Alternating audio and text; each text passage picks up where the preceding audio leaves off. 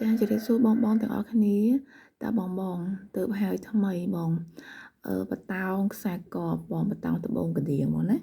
បតោងដបងកណ្ដៀងដើមជាមួយនឹងផ្លាទីនទឹក7បងស្អាតខ្លាំងណាស់បងណាតើទំហំដបងមកកាត់បោះគេ3លី2គុណនឹង4លី2បង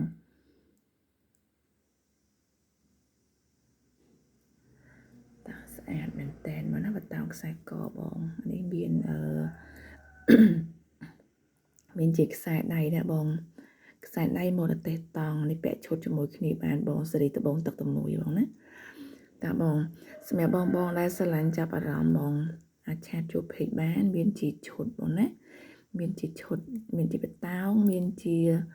ខ្សែដៃមានជាចិញ្ចៀនបងចិញ្ចៀនគឺដាំទាំង7ដូចគ្នាបងសម្រាប់សាច់ផ្លាទីនគឺទាំង7ពេញមកណាដបងកណ្ដៀងបងតាកវ៉ាល់ក៏ខ្ញុំមានមកគូដែរបងប៉ុន្តែជាកវ៉ាល់កាវបើសិនជាបងស្រឡាញ់ម៉ូដអីផ្សេងអាចកំងបានបងយកម៉ូដកញ្ចុំក៏បានដែរតែនេះបងអូនមានតែជាកវ៉ាល់កាវបងណាតាបងស្រឡាញ់ម៉ូដផ្សេងគឺមកកំងបានបងតាអូខេបងហ្នឹងហើយសម្រាប់បងដែលស្រឡាញ់ចាប់អារម្មណ៍អាចឆាតជួបពេកបានឬក៏បងអញ្ជើញមកដល់ទីតាំងក៏បានដែរបងសម្រាប់ទីតាំងបងប្អូនលក់នៅ